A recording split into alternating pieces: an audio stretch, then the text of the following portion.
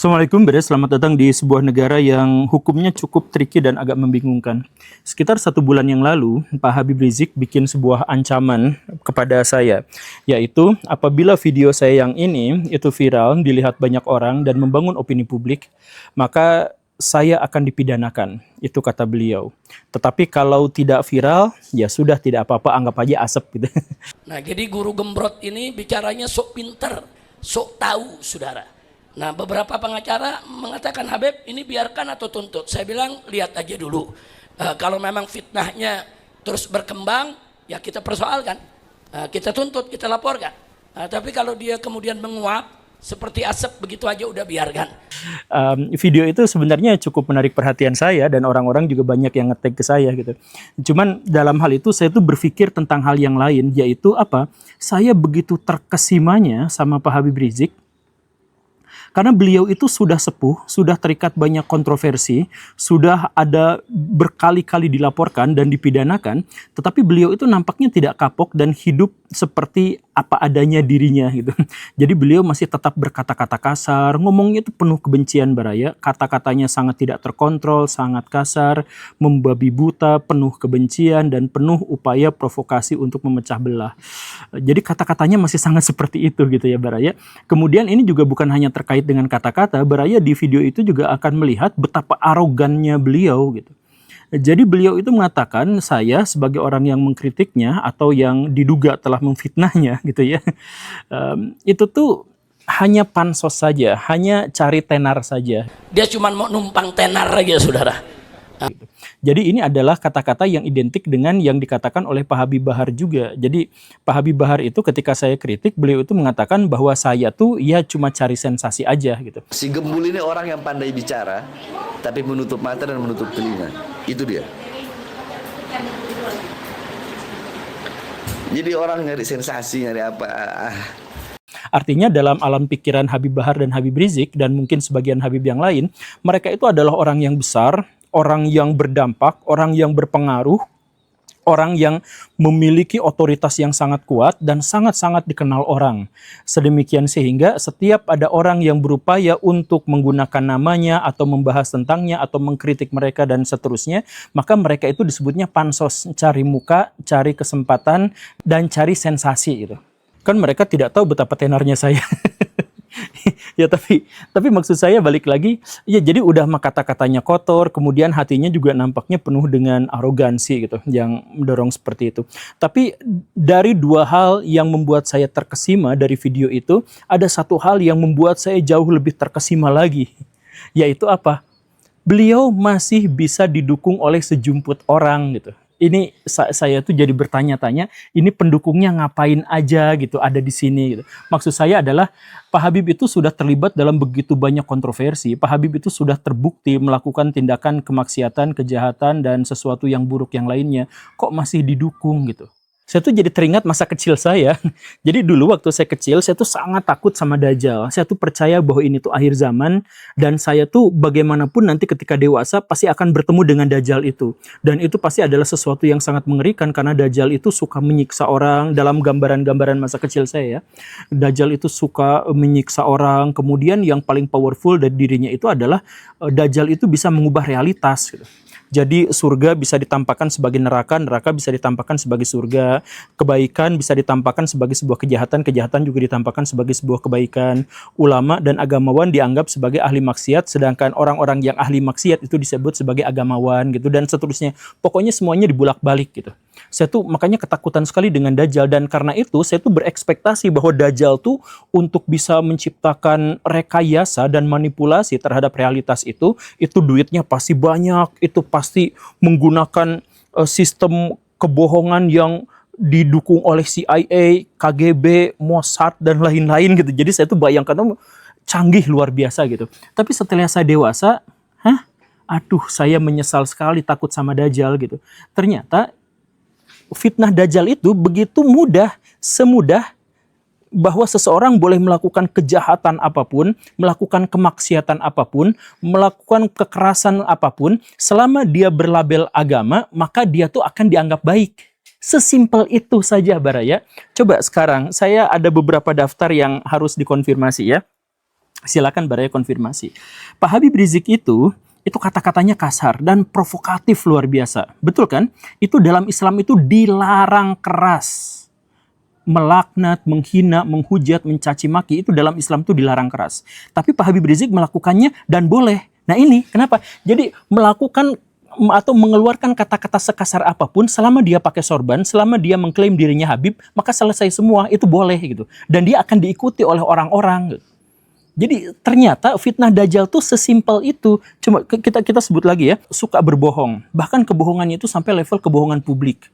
Ada banyak sih, tapi salah satu yang paling kentara diantaranya adalah ketika beliau mengumpulkan massa di Indonesia dalam jumlah yang sangat besar di tengah-tengah COVID, kemudian beliau mengatakan bahwa saya tidak tertular penyakit COVID. Dan itu ternyata adalah sebuah kebohongan. Saking niatnya untuk berbohong, beliau itu sampai merekayasa surat rumah sakit. Jadi niat banget bohongnya di depan publik gitu. Tapi pendukungnya masih banyak. Kebohongan dalam Islam itu masuk ke dalam kategori munafik, tapi masih diikutin. Kemudian lihat, beliau itu pernah memberontak pada pemerintahan yang sah, kita sudah mengetahuinya ya. Kemudian melindungi kemusyrikan dari sebagian klan Ba'alawi. Klan Ba'alawi yang mengatakan bahwa nama Tuhan itu adalah Habib Anu bin Anu, ada sama beliau dibiarkan gitu ya. Kemudian ada yang mengatakan bisa memundurkan pesawat, ada orang yang bisa menurunkan rantai emas dari langit, ada yang mengatakan bahwa Allah Subhanahu wa taala itu butuh ACC dari wali kutub kalau mau menimpakan bencana dan sebagainya. Itu kemaksiatannya sangat luar biasa besar, dan Pak Habib Rizik itu justru melindungi kemusyrikan itu, atau setidak-tidaknya tidak menyerang mereka gitu, atau terlibat di situ. Kemudian menciptakan sejarah palsu, iya ya, yang bahwa Habib ini begini dan begitu. Kemudian melakukan persekusi lahir dan batin kepada manusia, baik yang muslim maupun non muslim. Kemudian mengkafirkan sesama muslim, kemudian mengangkat dirinya sebagai imam besar. Kemudian memecah belah bangsa. Bahkan NU pun pecah belah gitu, gara-gara beliau itu kan. Kemudian memperjualbelikan agama demi dukungan politik. Ingat dulu Pak Yusuf Kala itu mengatakan bahwa Pak Habib Rizik itu datang ke sini, datang ke situ, ke politikus-politikus itu safari gitu ya. Mau dukungan dari FPI enggak, nanti kita harus deal-dealan ini. Jadi diperjualbelikan agama itu. Kemudian memprovokasi kekerasan. Kemudian beliau adalah ulama pertama yang mempopulerkan intoleransi. Kemudian beliau adalah orang yang menista dan menghujat ulama, dan kemudian mangkir dari pengadilan, kemudian saya mohon maaf ya, cabul. Dari begitu banyak kasus, dari begitu banyak kejadian, hanya gara-gara beliau dicap Habib, kok masih didukung gitu. Coba bayangkan, dari sekian banyak daftar kejahatan itu, satu aja diserahkan, disematkan kepada Andre Taulani misalkan. Mungkin karirnya bisa langsung hancur gitu. Kan dulu ada Baim Wong misalkan, gara-gara terhadap pengemis begini dan begitu, atau yang jual asongan begini dan begitu, dia langsung dihujat gitu. Ya itulah kejadian kalau misalkan itu terjadi pada di luar Pak Habib Rizik. Tapi kalau Pak Habib Rizik, beliau melakukan kemaksiatan sebesar apapun, tetap didukung. Makanya, oh Dajjal tuh gini ya, simpel banget dia bikin kebohongannya tuh gitu. Nggak usah ribet-ribet pakai apa, cukup disorbanin, cukup pakai gamis, cukup mengaku dirinya Habib, penuh dengan karomah, bahkan ketika tidak diverifikasi pun, tidak ada konfirmasi dan klarifikasi dari siapapun, udah cukup untuk membuat dirinya itu kebal dari segala macam hinaan gitu. Dari segala macam kontrol sosial. Makanya ini membuat saya terkesima, makanya please saya sampaikan video ini, baik itu utuh maupun potongan-potongannya, Baraya kirim kepada para pendukungnya.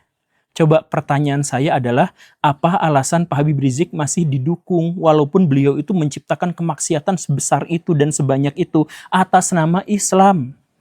Coba saya tanya gitu. Ada yang mengatakan, oh Pak Habib Rizik itu kan karena dia melakukan nahi mungkar. Gak ada nahi mungkar, gak ada secuil pun, sedikit pun nahi mungkar yang pernah dilakukan Pak Habib Rizik, Baraya. Coba, apa hasil dari Pak Habib Rizik, kemaksiatan mana di Indonesia yang berkurang gara-gara kehadiran beliau? Apakah pemerkosaan berkurang angkanya gara-gara beliau? Tidak. Apakah pembunuhan berkurang gara-gara beliau? Tidak.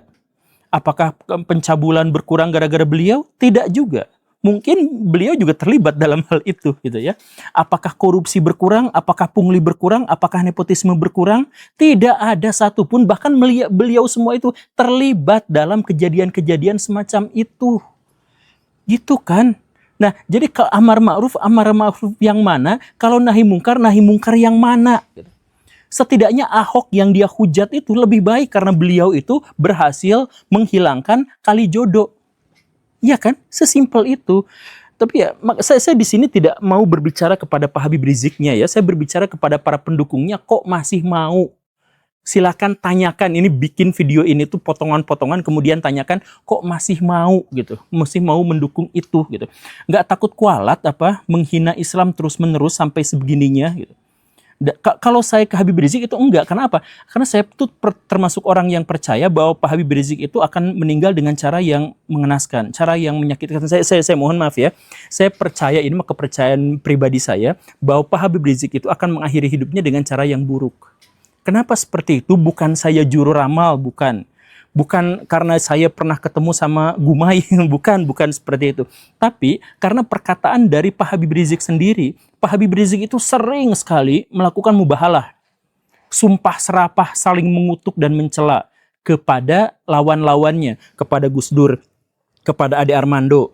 Kemudian yang dibalasnya itu adalah Ahok yang membalasnya gitu kan. Nah itu tuh kan sumpah serapahnya tuh diantaranya adalah kata-kata gini seperti ke Gus Dur ya.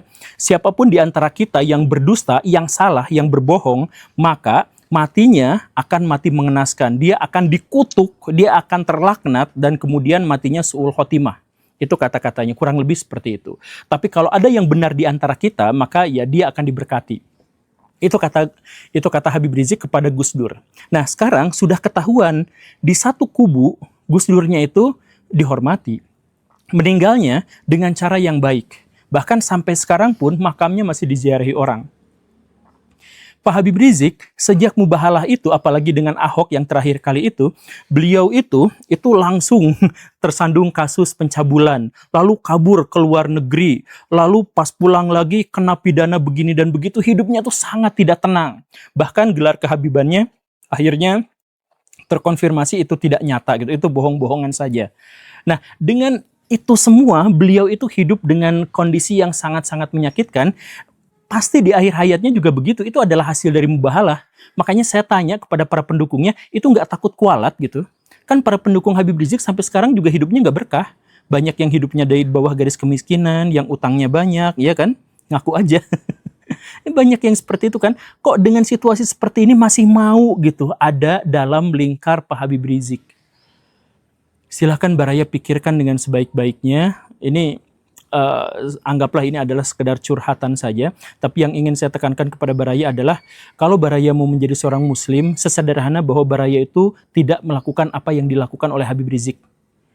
Tidak berkata kasar, tidak sombong, menjadi panutan bagi orang, berkontribusi terhadap masyarakat dalam situasi yang positif, tidak memecah belah, justru mempersatukan, kemudian dakwahnya santun, halus, dan mengajak orang melakukan kebaikan, kemudian memusuhi korupsi, memusuhi kemusyrikan. Sesimpel orang-orang Islam tuh begitu, Baraya.